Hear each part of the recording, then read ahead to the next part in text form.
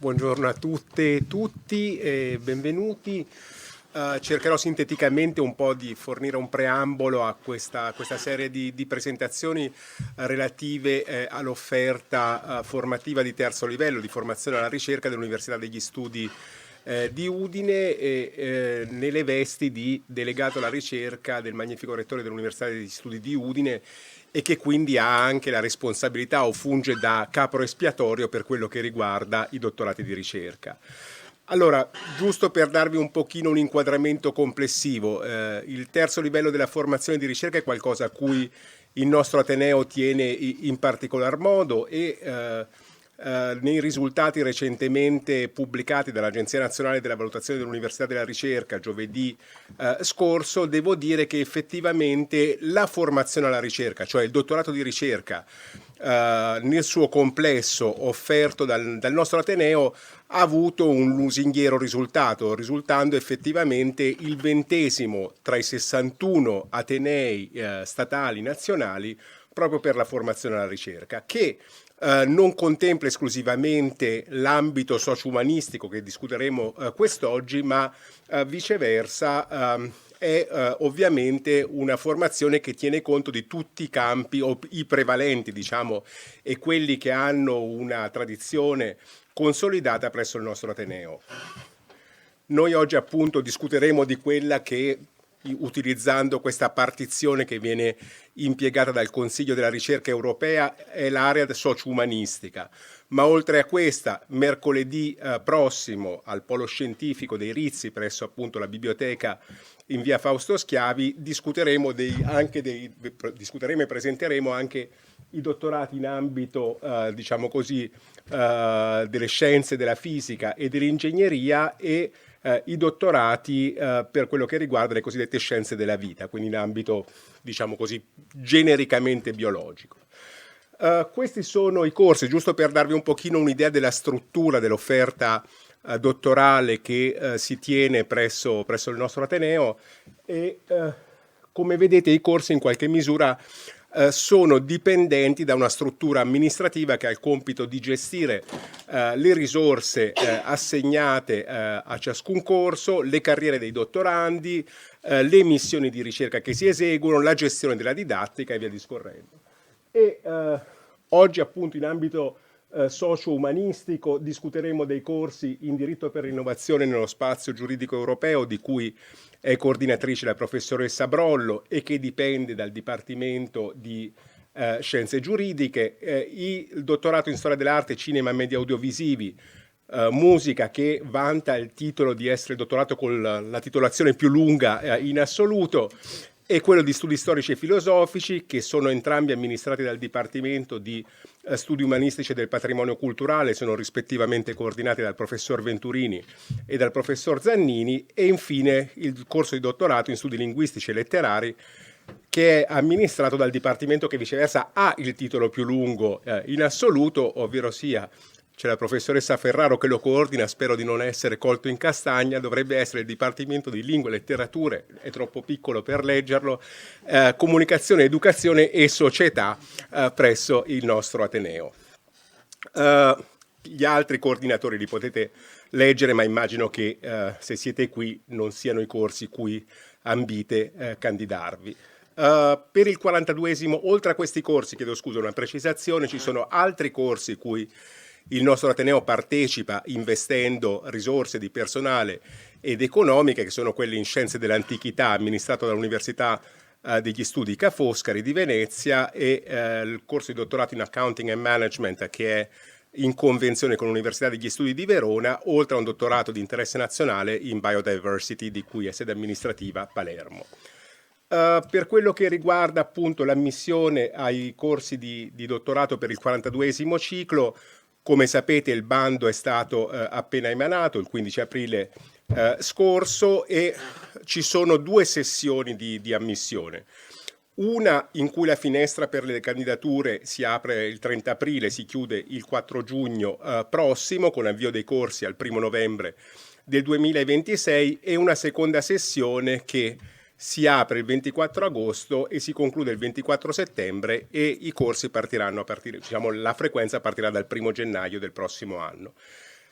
Le posizioni disponibili e appunto le date d'esame verranno fornite appunto all'apertura delle 2 sessioni, quindi per quello che riguarda evidentemente i passaggi successivi della candidatura ne avrete piena informazione al momento in cui potrete effettivamente presentare la vostra candidatura.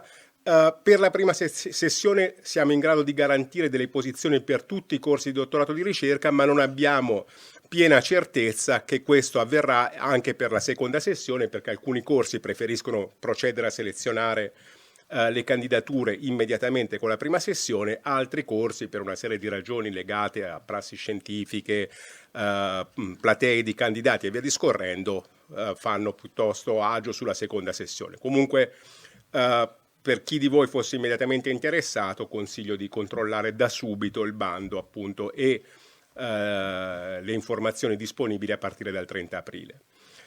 I requisiti di ammissione vi verranno spiegati più nel dettaglio dai coordinatori dei singoli corsi, ma in buona sostanza l'elemento centrale è ovviamente essere in possesso di un titolo d'accesso che è una laurea magistrale. Alcuni corsi indicano anche le classi di laurea necessarie per le candidature, altri ne fanno a meno, quindi nuovamente un consiglio diciamo così caloroso: controllate con precisione, con cura quali sono i requisiti richiesti dal bando e poi verificate se appunto ne siete in possesso per presentare la vostra candidatura. Detto questo mi taccio perché le mie sono davvero informazioni molto generiche e lascio la parola invece agli interlocutori che immagino voi vogliate piuttosto sentire, cioè i coordinatori dei 4 corsi di cui vi davo prima menzione e in alcuni casi appunto anche dei dottorandi che possono testimoniare in qualche misura di come funziona il corso e di quali sono le sue caratteristiche precipue. Quindi in bocca al lupo per chi si candida e insomma buona prosecuzione. Bene, benvenute e benvenuti alla presentazione di questo nuovo ciclo. Allora, già il delegato ci ha presentato l'avvio del 42esimo ciclo di dottorato, io vi voglio presentare quello dell'area giuridica. Partiamo dal nome, perché il nome è importante perché dice già molto. È un dottorato in diritto per l'innovazione nello spazio giuridico europeo. Allora, partiamo dal nome e segnaliamo anche le novità di questo dottorato. È un nuovo dottorato anche se ha un nome vecchio, nel senso che recupera il nome di un altro dottorato che già c'era.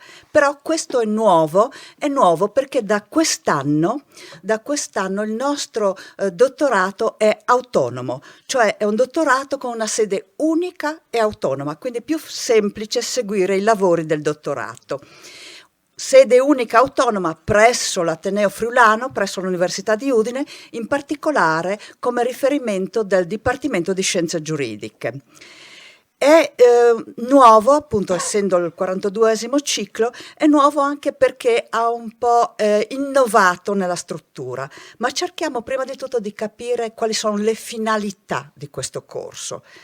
Le parole chiave. Allora, innovazione. Non c'è dubbio, l'innovazione per noi è un metodo, è una chiave di lettura, è un modo per affrontare le trasformazioni del presente di tutti i tipi, digitale, economico, sociale, ambientale, demografico, e sono tutte trasformazioni che riguardano anche il diritto, perché il diritto si occupa delle regole. È quindi un dottorato in ambito giuridico, tutti i settori sono di tipo giuridico, ma già vi anticipo, tutti possono partecipare, qualunque siano il loro percorso di partenza. Poi sarà la commissione a valutare l'attitudine a fare ricerca in ambito giuridico. Quello che è importante segnalare è che riguarda il percorso giuridico in uno spazio multilivello, nello spazio europeo. E qui mi piace sottolineare questa parola spazio, perché ormai stiamo parlando anche di una space economy e quindi lo spazio è un qualcosa che non sta solo sul territorio, ma va anche oltre, e il diritto può porre regole per tutti gli ambiti. È un dottorato che si occupa solo e soltanto di scienze giuridiche, ma quasi tutti gli ambiti del diritto, ben 17 settori scientifico-disciplinari. E questi settori scientifico-disciplinari sono accorpati in 2 percorsi. Abbiamo uno che possiamo dire privatistico, che noi abbiamo ribattezzato come regolazione privata e sistemi giuridici, e un percorso pubblicistico che abbiamo ribattezzato come governance pubblica e sistemi di giustizia. Quindi è un percorso interdisciplinare che permette un approfondimento specialistico sui contenuti giuridici. Con quali prospettive occupazionali? Ma noi siamo abituati alle figure tradizionali, quindi pensiamo, si fa il dottorato per fare un percorso accademico. Sì, però in questo momento è un po' complicato e soprattutto non è l'unico, ma ci può servire il dottorato anche per far percorso nelle imprese private, nelle imprese pubbliche, nel migliorare le professioni di avvocato, di consulente del lavoro, notaio, magistrato, e soprattutto quello che per me è importante è il ruolo che si può avere nelle istituzioni, il ruolo importante di contributo per migliorare le politiche. E anche, ed è questo uno degli oggetti del percorso formativo di quest'anno, bisogna tenere presente che le regole, il diritto servono anche per le professioni emergenti. Quindi temi della cybersicurezza, dell'intelligenza artificiale, della privacy non sono temi estranei al diritto del lavoro, al diritto, io mi occupo del diritto del lavoro, al diritto, ma sono temi centrali nell'ambito giuridico. Qual è la struttura allora? Qui ho cercato di elencarvi per ogni percorso quali sono i settori scientifico-disciplinari. Non solo, ma vi ho messo anche con il colore verde, che vuol dire via libera, quelli che sono i settori che sono messi a bando quest'anno, cioè quelli che sono i settori per i quali voi potete presentare dei progetti di ricerca, di approfondimento, il progetto formativo. Quindi abbiamo visto il primo percorso, il secondo percorso, non entro nei dettagli perché li vedete e perché potete individuare quali sono gli ambiti di vostro interesse. Quello che è importante è che il dottorato è soprattutto un progetto di ricerca, è soprattutto una formazione che coltiva un tema di ricerca individuale. Un tema che già voi all'inizio lo identificate nel momento in cui presentate la domanda di partecipazione, ma attenzione, è poi il collegio che valida il titolo, che valida l'approfondimento, la tematica del vostro progetto formativo. Per fare cosa con questo progetto formativo?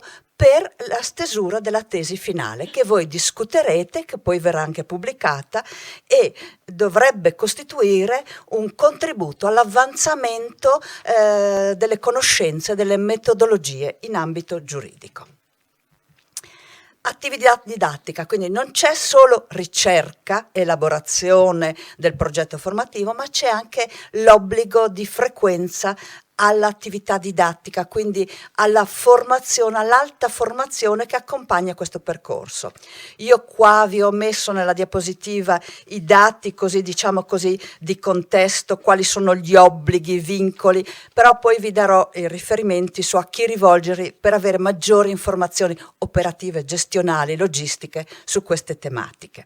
Quindi solo per ricordarvi che c'è tutto un percorso di ricerca e di formazione costruito dall'Università di Udine e affiancato anche dall'offerta che viene fornita da tutti gli atenei italiani e stranieri sui temi di vostra ricerca.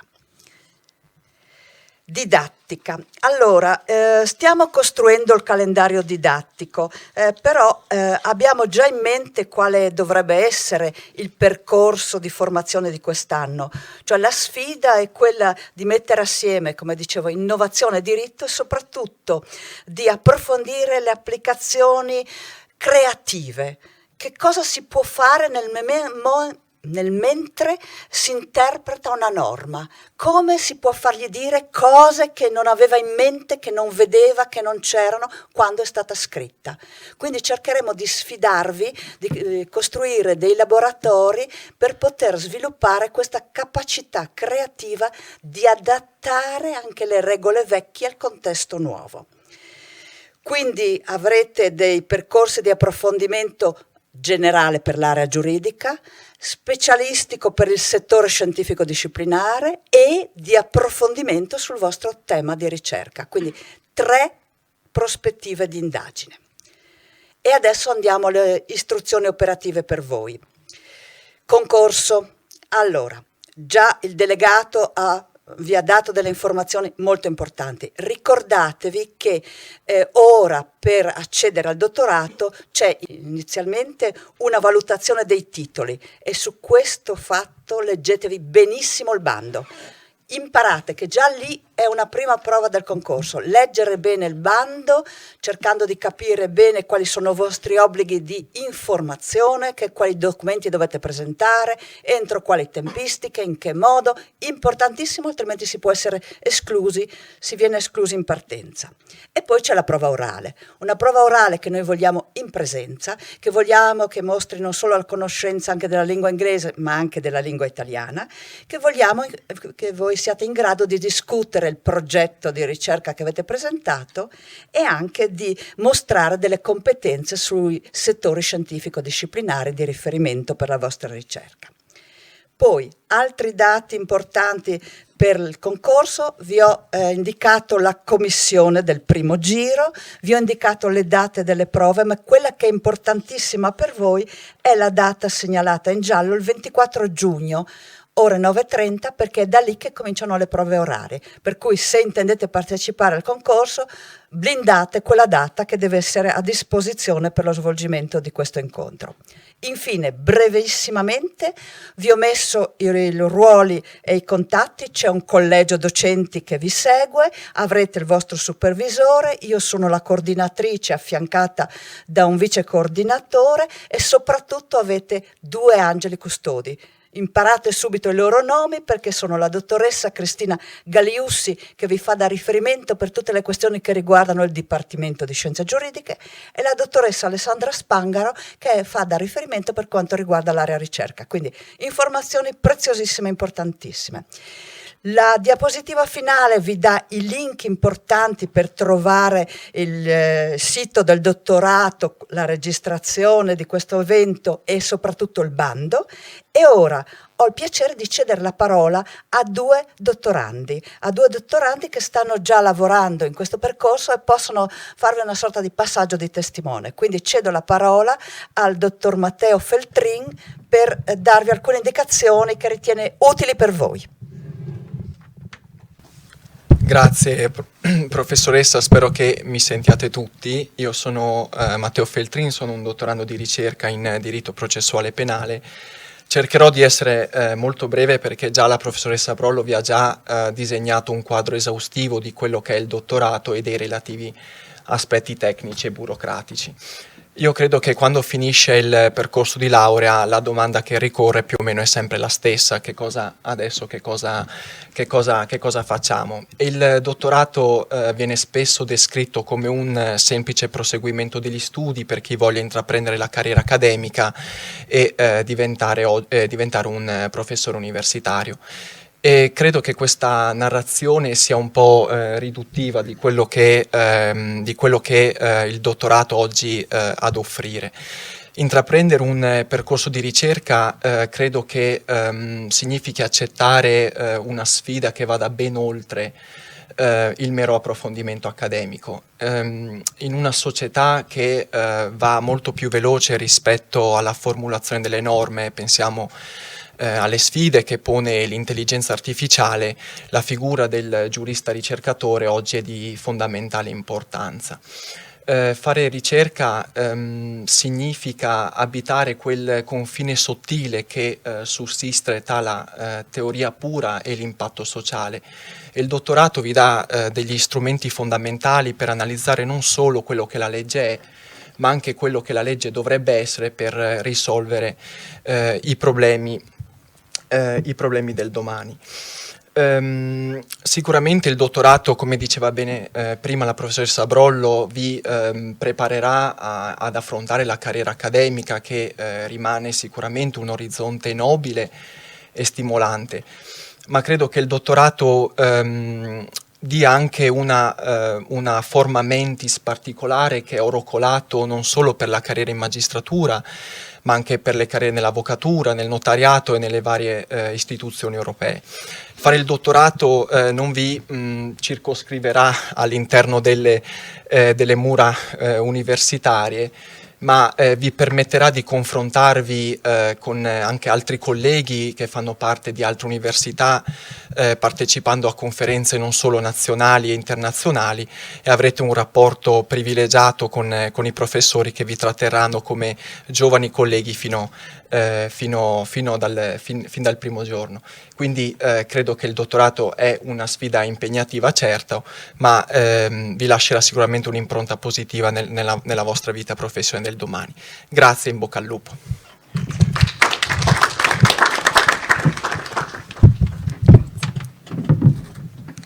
Buongiorno a tutti, io sono Gioia Codognotto e sono attualmente iscritta al secondo anno del dottorato di ricerca in diritto. Mi occupo in particolare di diritto dell'Unione Europea. Innanzitutto, per cominciare, non posso far altro che riagganciarmi all'intervento della professoressa Broll, del mio collega Matteo Feltrin, per quanto riguarda le opportunità lavorative che offre il dottorato di ricerca, in termini soprattutto di, oserei dire, valore aggiunto che può dare questo percorso, non solo in ambito accademico, nel tradizionale sbocco accademico, ma anche in altri settori, come ad esempio vorrei ricordare la pubblica amministrazione. Infatti, a questo proposito il dottorato di ricerca consente di ottenere un punteggio aggiuntivo nei concorsi pubblici. In secondo luogo vorrei portare la vostra attenzione sull'esperienza all'estero e sull'importanza di effettuare una simile esperienza nel percorso di dottorato, se ne avrete la possibilità. Io stessa sono testimonial di un periodo di ricerca che ho recentemente concluso presso una sede estera e posso dire da un punto di vista personale che per me è stata un'esperienza estremamente arricchente, sia sotto il profilo professionale sia, come dicevo, sotto quello personale. Sotto il profilo professionale, sicuramente recarvi all'estero consente di avere un confronto con figure che operano in atenei stranieri, che spesso appartengono anche a tradizioni giuridiche diverse dalla nostra. E inoltre il confronto si rivela particolarmente proficuo non solo con dottorandi delle università estere, ma allo stesso tempo anche con figure un po' più senior, con docenti che poi vi seguiranno presso l'università straniera. Sotto il profilo personale, invece, sicuramente lo saprete se avete già effettuato esperienze all'estero durante il percorso di studi. Senza dubbio andare all'estero richiede una grande capacità di adattamento, una grande flessibilità, che a mio avviso sono competenze sempre più richieste nel mondo del lavoro nel momento attuale. In particolare per chi studia giurisprudenza o comunque per chi si occupa di materie giuridiche e si trova a operare in un mondo che è sempre più interconnesso anche a livello di ordinamenti. Con questo io concludo, vi ringrazio per l'attenzione e resto a disposizione per domande o commenti.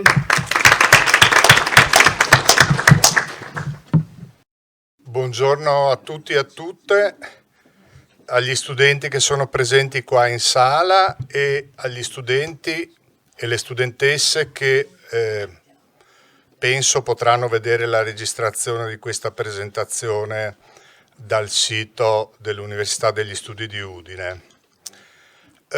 La mia sarà una presentazione un po' più minimalista di quella che ha preceduto, senza testimonial, ma non vuole essere un atto di presunzione, vuole essere un atto di essenzialità, o almeno datemi fiducia in questo senso. Il nostro dottorato in studi storici e filosofici è un dottorato che nasce qui all'Università di Udine proprio con questo 42esimo ciclo. Proviene da un dottorato interateneo assieme a Trieste e prima ancora dall'esperienza di un dottorato in storia che aveva sede qua a Udine, che si chiamava Culture e strutture delle aree di frontiera. Era un dottorato di storia e di antropologia. Vi presento subito i due curricula e le tematiche trattate nel dottorato, che è diviso in maniera molto poco originale in un curriculum filosofico e un curriculum storico. Vedete elencati tutti i settori, gli ambiti scientifici, non solo i settori scientifici scientifico-disciplinari, che saranno trattati all'interno del dottorato e rispetto ai quali si può presentare domanda.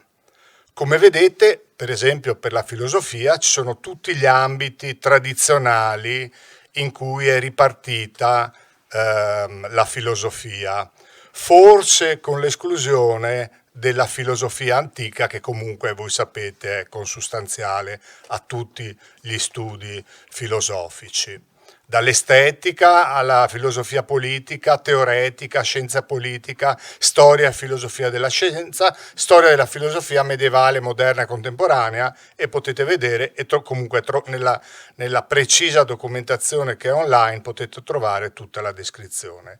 Stessa cosa per le discipline storiche, che si arricchiscono anche di una serie di discipline che non sono sorelle, ma sono discipline con dignità assolutamente pari. Sì, sono sorelle, non sono subordinate alla storia, quindi la geografia, l'archivistica, la demografia storica, l'antropologia culturale e poi una serie di declinazioni di studi storici. Cosa significa questo lungo elenco? Significa che se qualcuno è interessato e pensa di poter acquisire una competenza in queste discipline può presentare domanda. È un raggio, uno spettro di discipline molto ampio, perché è molto ampio il numero e lo spettro dei docenti che fanno parte del collegio di dottorato in studi storici e filosofici. Sono docenti di due categorie, alcuni che frequentano da alcuni decenni i collegi di dottorato di ricerca come il sottoscritto, e anche un buon numero di docenti giovani che per la prima volta seguono il dottorato. Io mi sono fatto carico del coordinamento, diciamo, in questa prima fase di impianto del dottorato, ma conto che nel giro di pochi anni sia preso in carico da questi nuovi docenti del nostro Ateneo. Cosa distingue questi insegnamenti e in cosa consiste il progetto di ricerca del dottorato? Come si può dire? Riassumendo, potremmo dire in due cose: studi di base molto solidi e ricerche molto solide.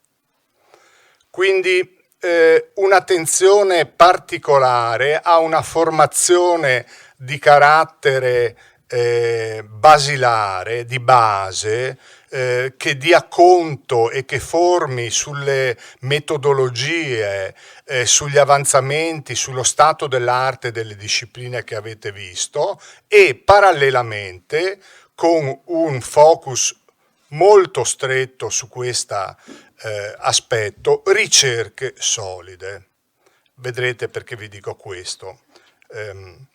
Diciamo che tutta l'attività di ricerca e di studio ruota attorno a due nuclei di interesse: i testi e le fonti.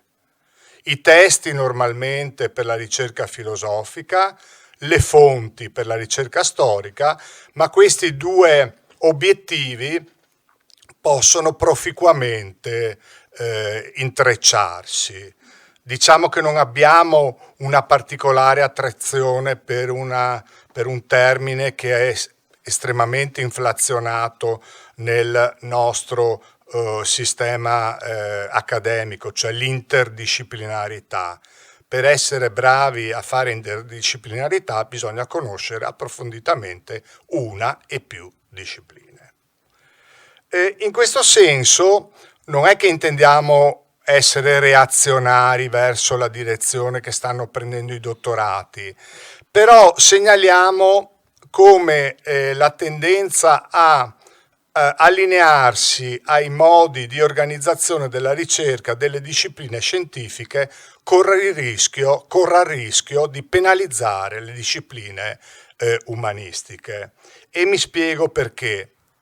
Per esempio il forte accento sulla didattica che è messo da un po' di anni a questa parte corre il rischio di limitare le attività di ricerca del dottorando e della dottoranda. Come contiamo di risolvere questo potenziale problema? Innanzitutto fornendo una didattica di alto livello, che non sia la ripetizione della didattica delle magistrali, ma che sia estremamente qualificante, che uno non può avere in altre sedi.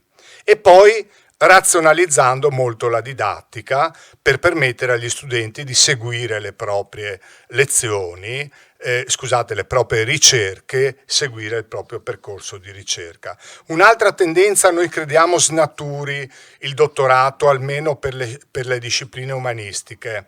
La richiesta che anche i dottorandi e le dottorande facciano un certo numero di pubblicazioni. Ecco, la nostra linea di condotta sarà: fate la vostra ricerca di dottorato, studiate su quella, perché è importante per i nostri settori, e per iniziare una carriera universitaria è avere una monografia importante.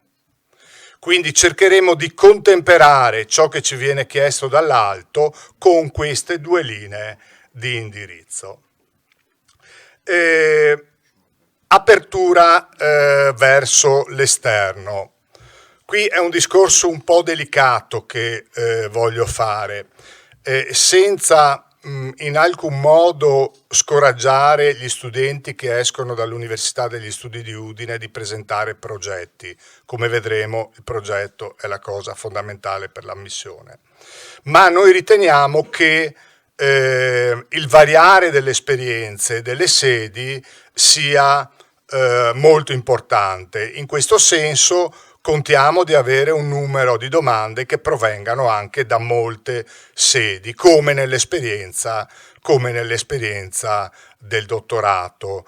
Nell'ultimo concorso nel dottorato interateneo abbiamo avuto 140 domande per 6 borse di studio.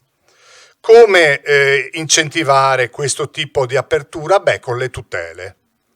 Io ho appena addottorato un mio carissimo, direi quasi amico, un dottore di ricerca di cui sono stato il supervisore, con l'École des Hautes Études en Sciences Sociales di Parigi, e un altro dottorando al quale avevo chiesto di venire qua, è attualmente all'Università di Vienna, ma non solo per confrontarsi, per fare ricerche negli archivi di quei paesi.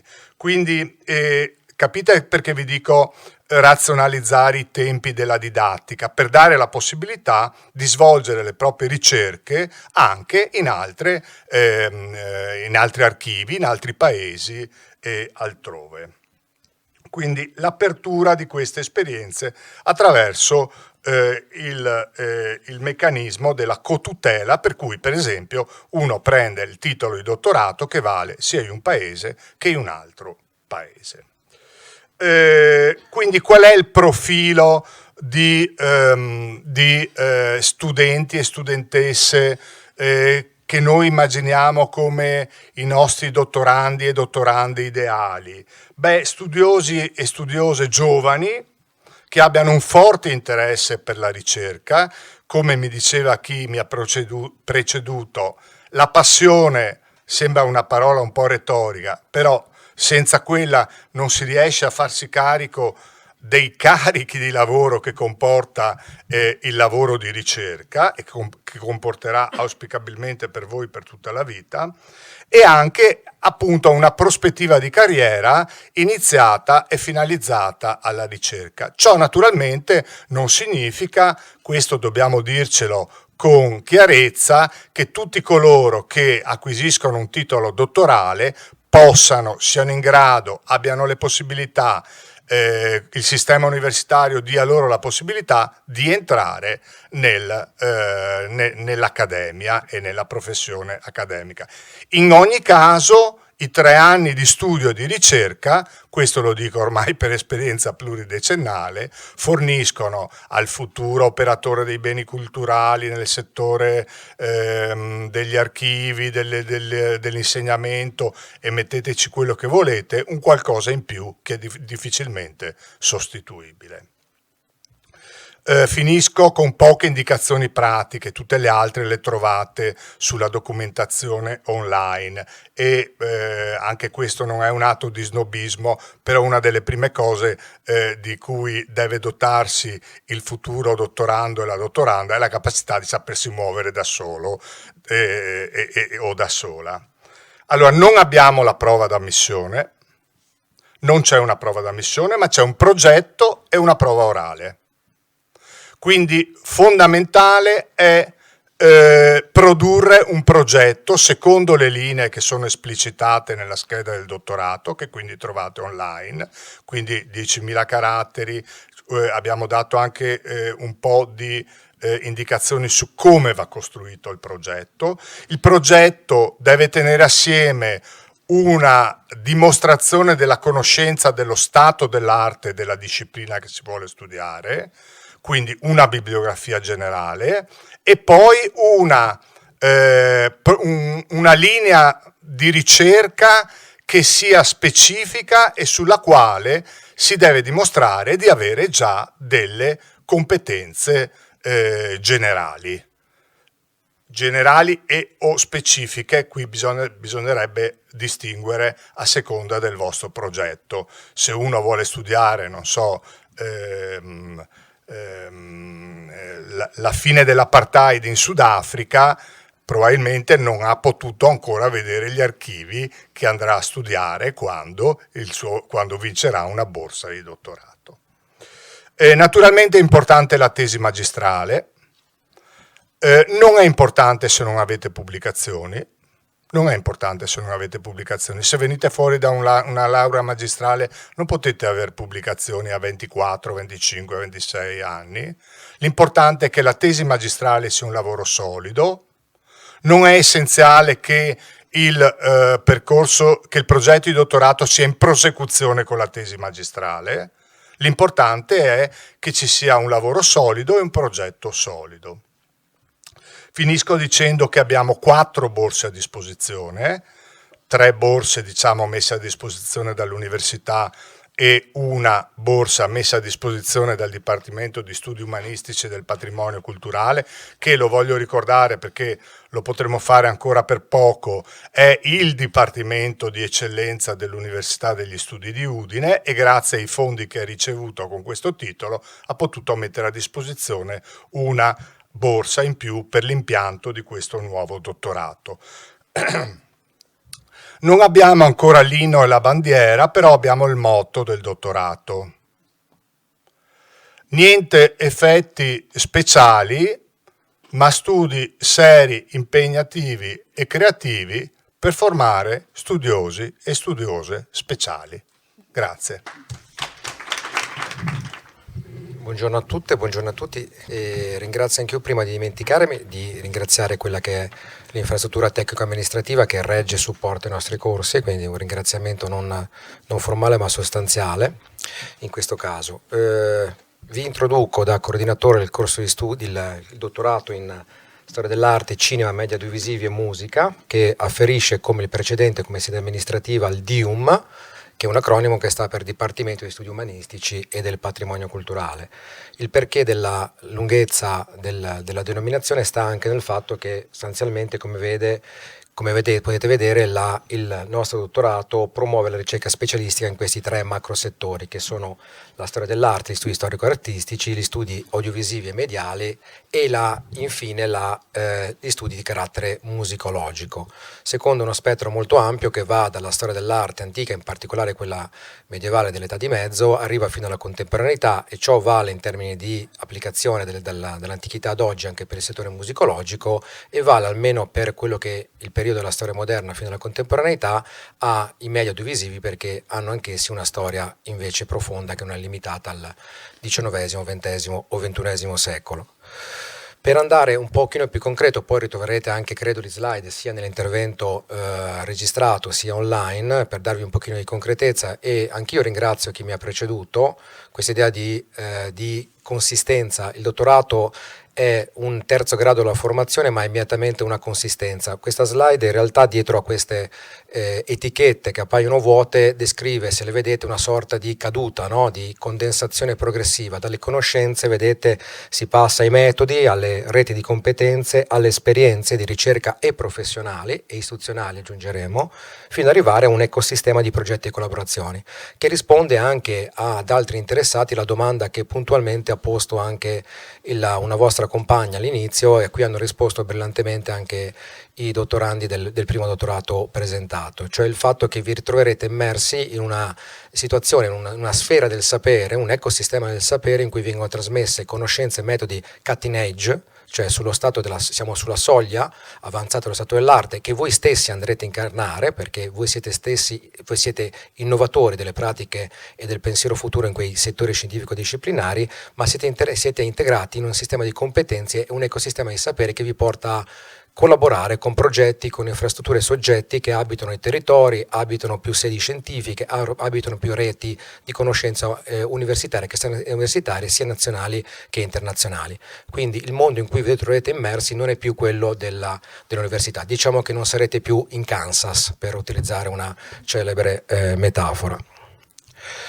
Perché il dottorato è organizzato di fatto poi in 2 curricula effettivi, uno che organizza gli studi storico-artistici, l'altro che organizza invece gli studi di carattere audiovisivo e musicologico.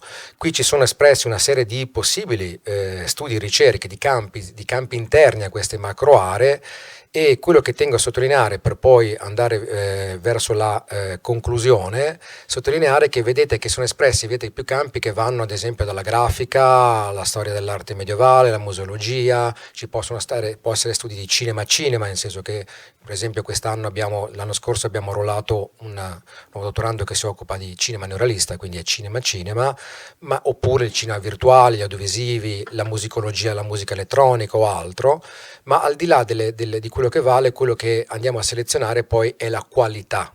Quindi la qualità del progetto, la qualità delle prove e quant'altro. Non è detto che individuando, dicendo ecco quel campo è perfetto per me, cito a caso la museologia storico-artistica, è perfetto per me, non è detto che individuare un campo di sicuro interesse per l'interprete del collegio, per gli afferenti, per i settori scientifico-disciplinari, quel progetto poi sia un buon progetto di per sé, semplicemente perché intercetta quelle che sono le linee di ricerca del collegio e del gruppo di ricerca in senso più esteso. Non è vero, ed è una domanda che molti di voi pongono, soprattutto anche nelle comunicazioni, nelle richieste via mail che vengono fatte a coordinatori o altri ancora. Gli sbocchi occupazionali, ecco, mi ha confortato immediatamente. Noi forniamo la capacità, si parlava anche prima e l'hanno già citato la collega Marina Brollo, inizialmente, che ovviamente c'è l'idea di sbocco occupazionale che prende i centri di ricerca, prende le università, anche gli AFAM non dimentichiamo, ma va a intercettare quelli che sono i settori poi professionali e istituzionali. Noi formiamo quelli che sono non ci crederete magari, ma in realtà lo vedete anche incarnato qua, noi formiamo le figure apicali dei settori professionali, istituzionali, universitari e dei centri di ricerca del futuro. Quello vogliamo fare. Lo facciamo attraverso conoscenze, come suggeriva anche il professor Zannini, che siano conoscenze profonde, perché è vero che siamo stretti in un presente eterno, si diceva, però in realtà le competenze specialistiche, la tecnica per la tecnica, le funzioni, competenze, le pratiche di per sé tendono a modificarsi rapidamente, mentre noi abbiamo bisogno di formare un core, come in un training sportivo atletico, un core che vi regga sulla media e lunga distanza e che faccia la differenza per voi sulla media e lunga distanza. Su quello lavoriamo e ovviamente questo in parte lo vedete anche dagli alunni che sono qua rappresentati, non attraverso i loro nomi ovviamente, ma attraverso i settori. Come vedete si va dalle università canoniche, si va dai centri di ricerca, si va ai musei, agli archivi, ai laboratori, infrastrutture istituzionali, probabilmente anche le cariche apicali anche all'interno di un Ministero della Cultura.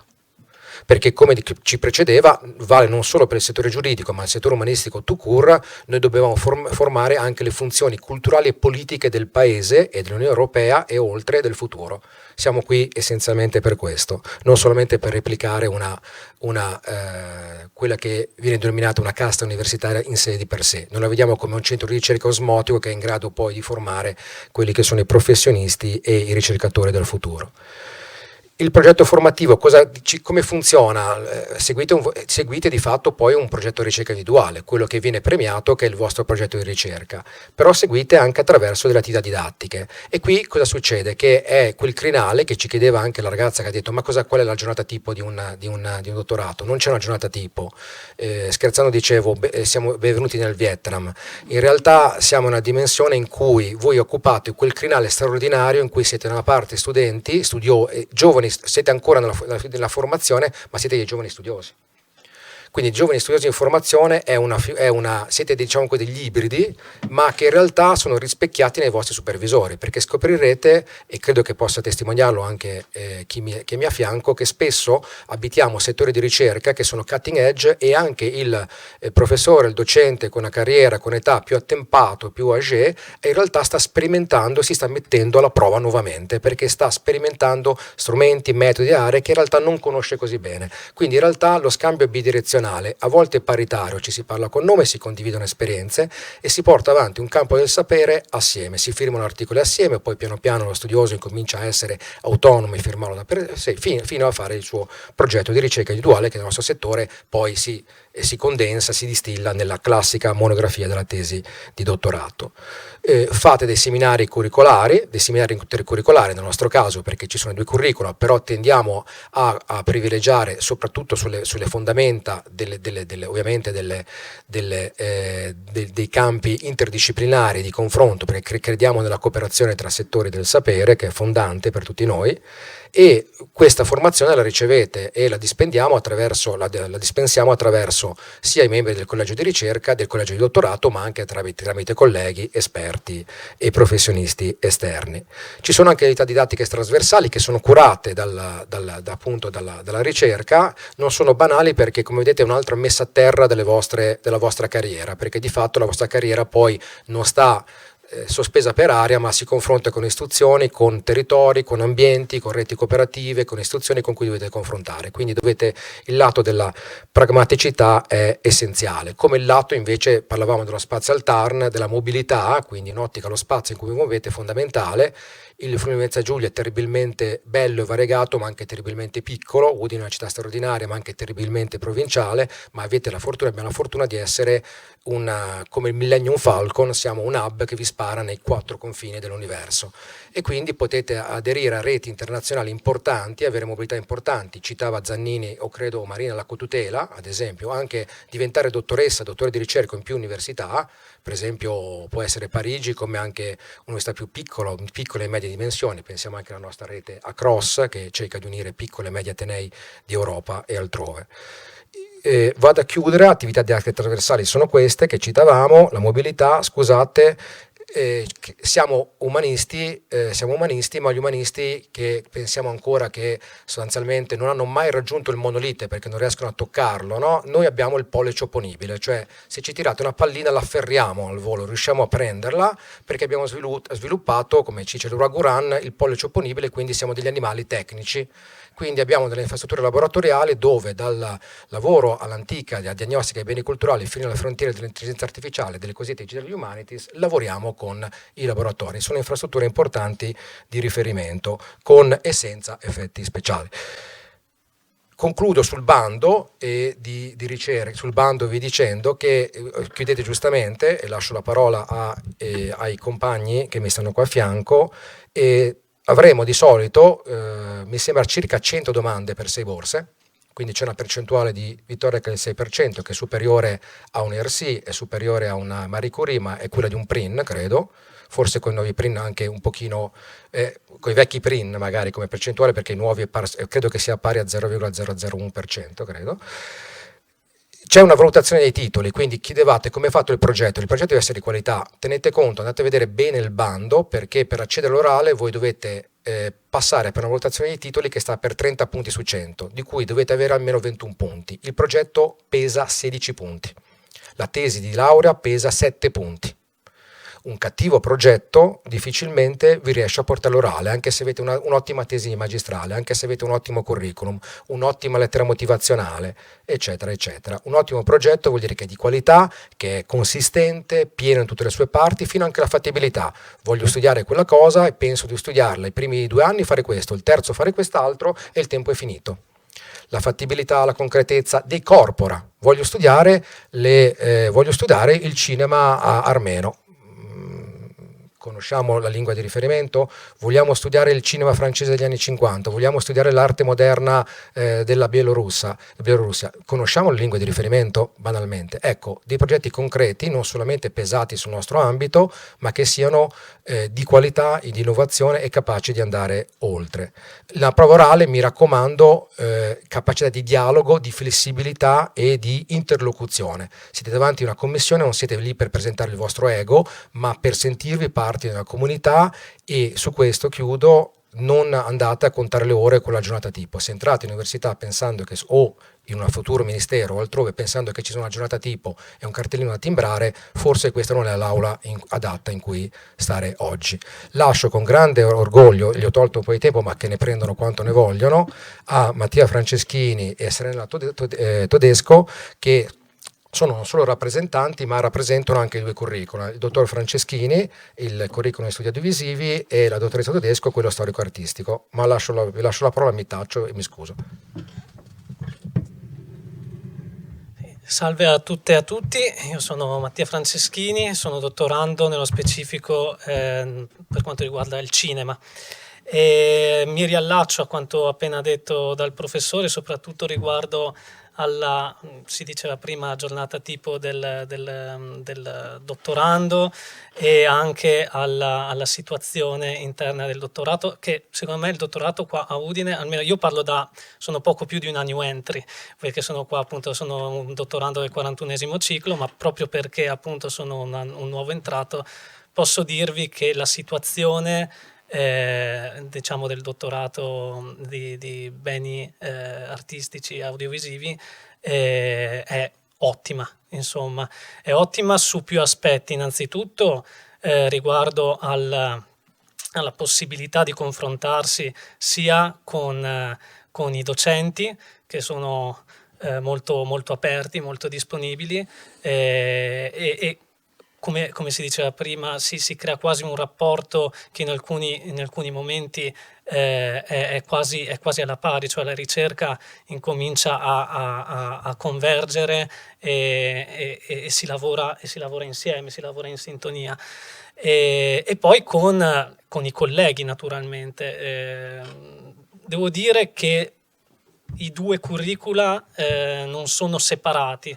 È molto bello il fatto, secondo me, che in questo dottorato c'è un dialogo tra i due curricula, cosa che vi assicuro che non è banale, perché innanzitutto sia la storia dell'arte che negli audiovisivi gli studi sono strettamente connessi, e quindi un dialogo è auspicabile e anzi io direi necessario, e devo dire che tra di noi ci troviamo molto bene e insomma si crea una bella, un bell'ambiente, una bella intelligenza, diciamo così.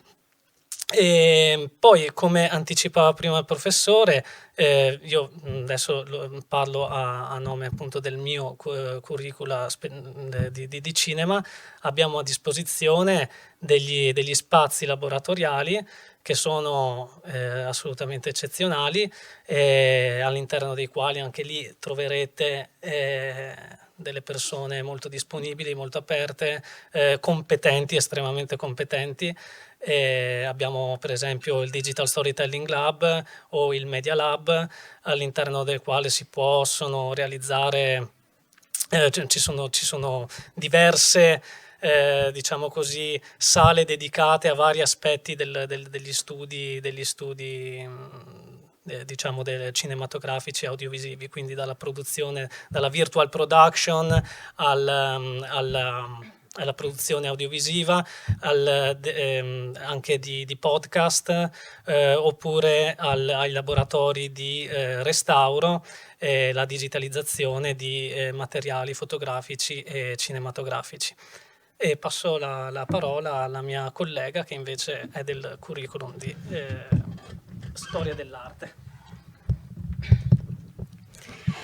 Salve a tutti, io sono Serenella Todesco, sono appunto una dottoranda in Storia dell'arte e a differenza di chi mi ha appena preceduto io sto per concludere invece il mio percorso, sono al 3° anno e mi unisco a quanto è stato detto fino adesso nel sottolineare proprio questa dimensione di condivisione, di scambio e confronto che caratterizza il nostro dottorato. È vero che la priorità di un dottorando nel corso dei 3 anni è il proprio progetto di ricerca e questo vi assicuro che non si dimentica mai, ci si sveglia la mattina sempre solo pensando a quello, però sicuramente il fatto che il nostro dottorato metta insieme questi ambiti così specifici ma così affini fa sì che veramente dal continuo confronto anche con chi studia appunto storia del cinema, come nel caso del mio collega, si riesca sempre ad arricchire il proprio orizzonte culturale e anche portare qualcosa nel proprio percorso individuale.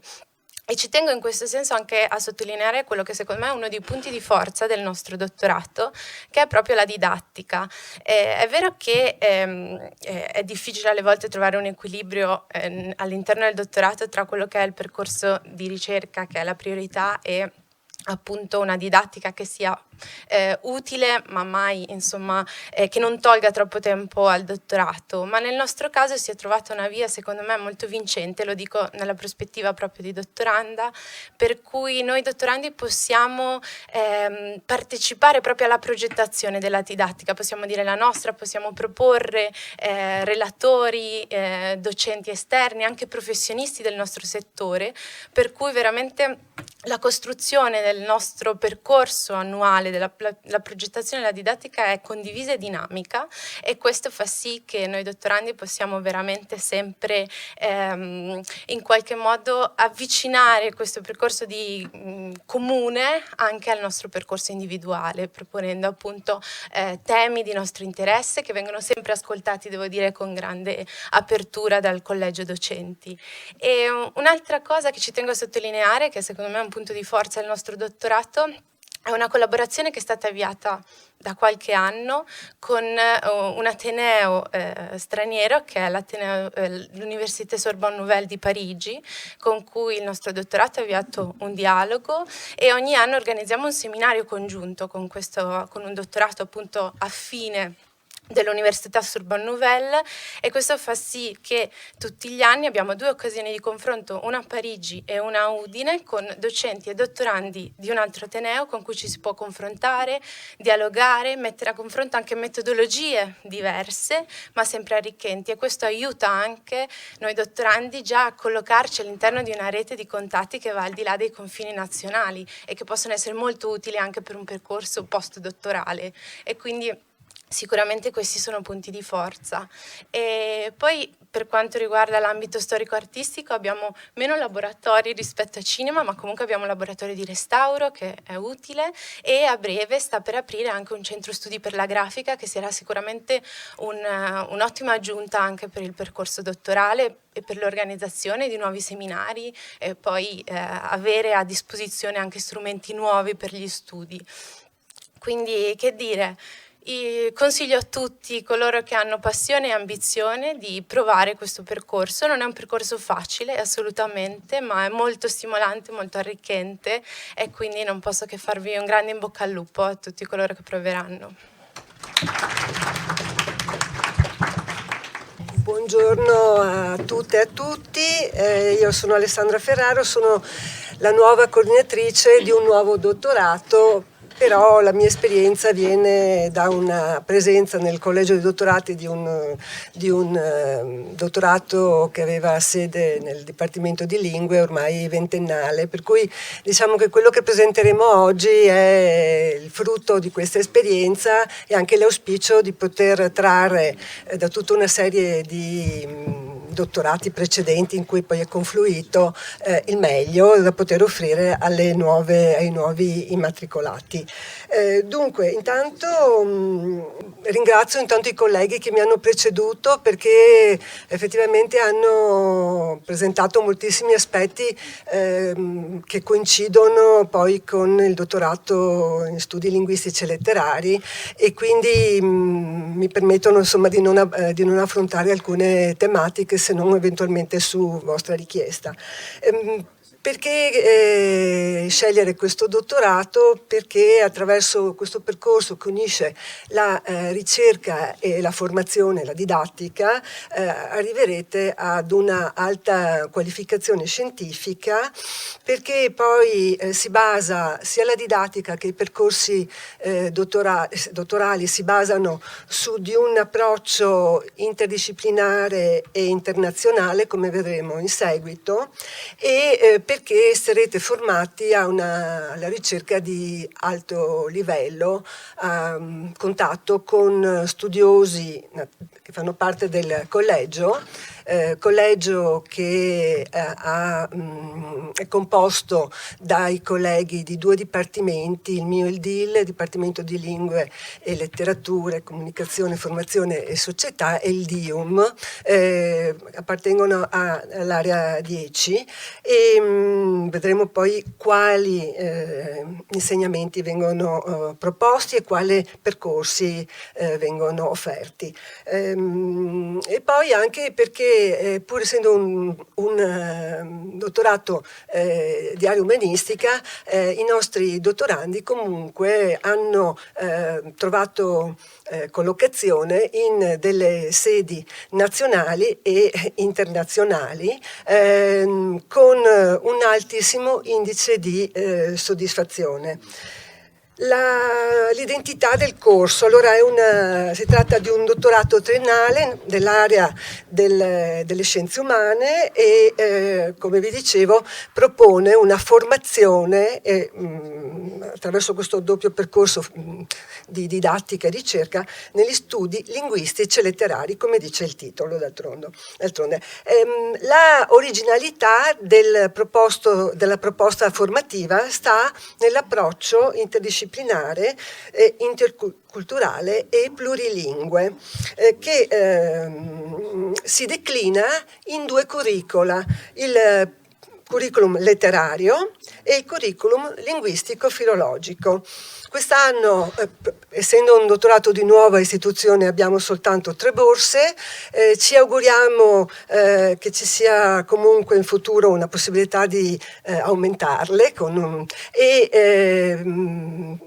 siamo anche noi uno dei dottorati con il più eravamo insomma con il più alto numero di iscritti, quindi anche qui il percorso per arrivare a ottenere una borsa e quindi a seguire il corso di dottorato non è facile, c'è un tasso di successo molto basso, penso analogo a quello che diceva il collega, e la modalità di selezione è analoga a quella che vi hanno esposto precedentemente i colleghi.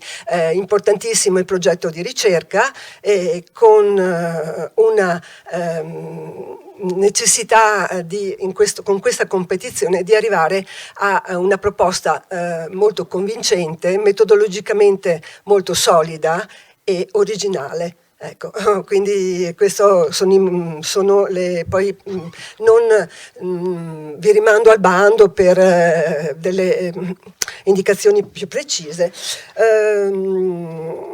invece volevo farvi vedere quali sono le letterature che vengono insegnate, dunque l'inglese anglofone, la letteratura italiana, francese francofone, ispanoamericane, la letteratura spagnola, letteratura russa e la letteratura serbo-croata e la letteratura tedesca e austriaca.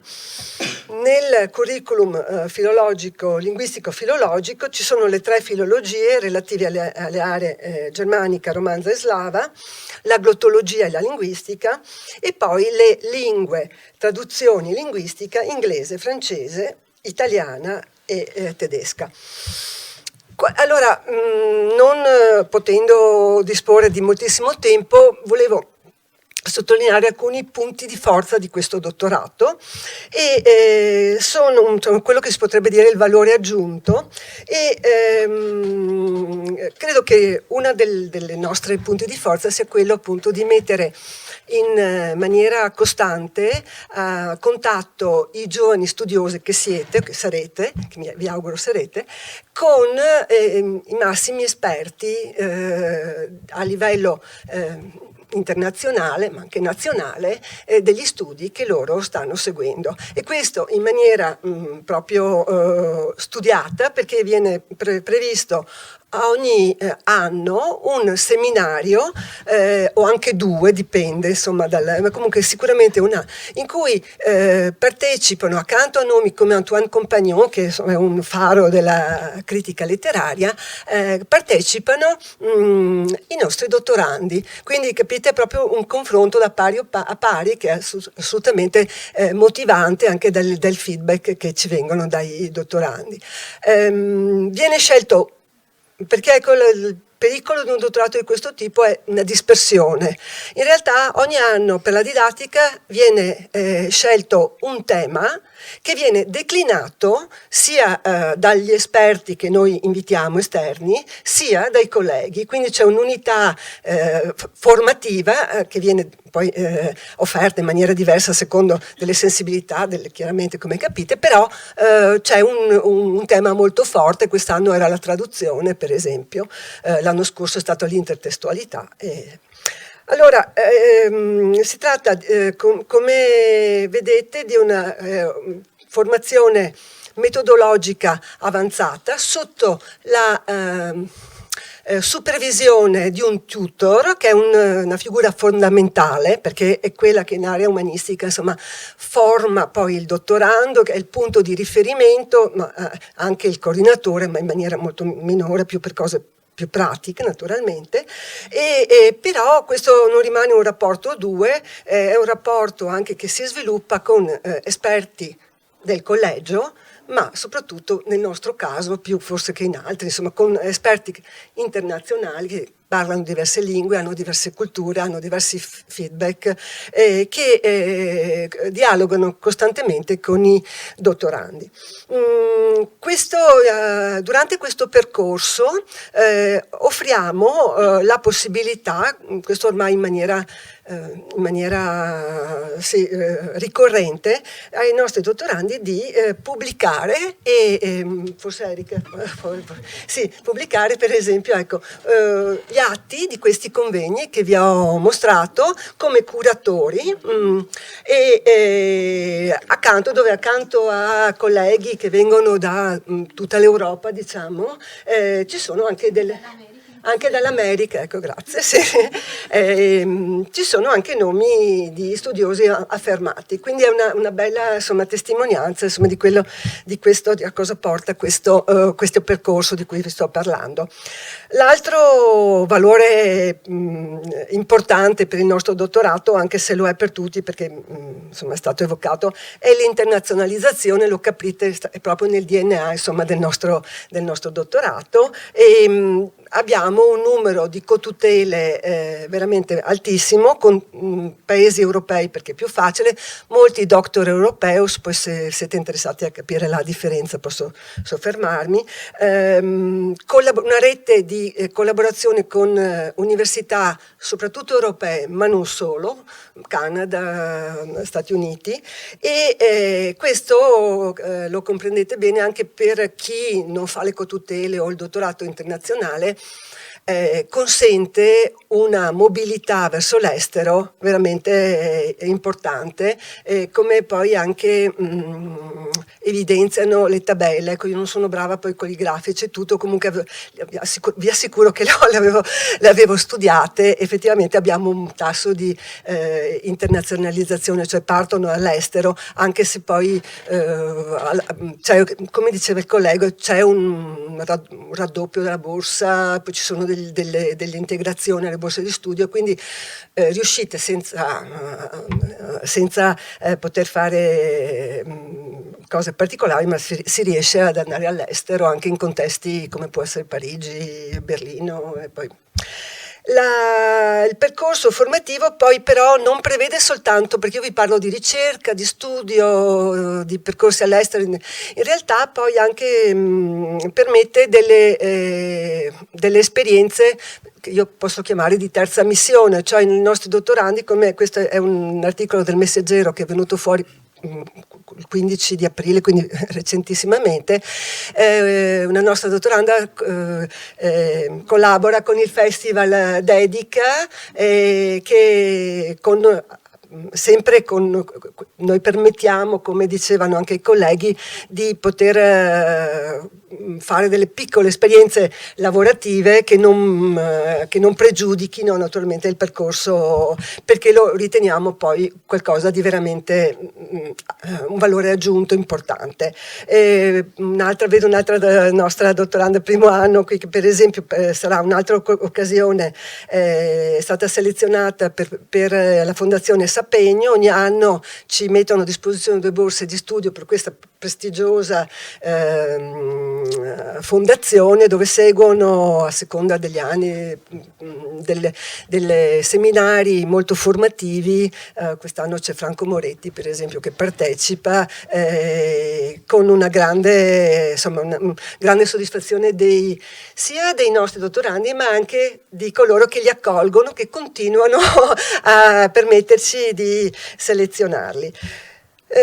Finisco con gli sbocchi occupazionali. Ecco, io appunto, come vi dicevo, abbiamo diversi, mi piacerebbe fare quello che avete fatto voi con il dottorato, gli alunni. Ecco, infatti sì, forse volevo, sì, è molto importante. Ho soltanto dei dati che vengono dall'esperienza ventennale, quindi so che ci sono molti giovani colleghi che sono nostri ex dottorandi in varie università. Poi avrei pensato oggi di portare qualcuno qui, non si poteva fare la diretta online, e quindi ho chiesto a Erika e a Alessandro di venire, ma avrei avuto piacere anche qualcuno già inserito proprio nel mondo del lavoro. E diciamo che l'editoria, i settori sono quelli tradizionali: media, comunicazione culturale, biblioteche, archivi, musei, mediazione linguistica e culturale, istituzioni nazionali e internazionali, e in effetti molti dei nostri dottorandi lavorano all'estero, ma è normale in un tipo di dottorato come il nostro. Dei dati che ho estrapolato fonti sia dell'Alma Laurea che il questionario che la RICE, che ringrazio per tutto, fornisce ai nostri dottorandi, l'inserimento nel mondo del lavoro è rapido, e si tratta di un mondo del lavoro qualificato e naturalmente soprattutto in un'attività culturale.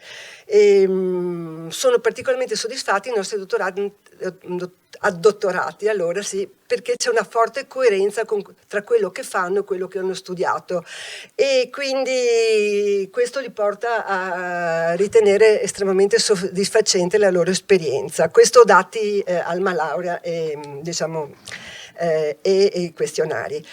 Qui per questioni più pratiche sono pronta per quanto posso rispondervi, poi ci sono anche i colleghi della RICE che sono fortissimi e mi danno una mano. Questa è la mia mail, poi c'è il sito del dottorato, e vorrei passare la parola appunto a Erika Capovilla, che è addottorata già da un paio di anni, sì, in letteratura austriaca, ed ha fatto una cotutela, una tesi anche brillantissima, e che vi parlerà del suo percorso accademico. Grazie.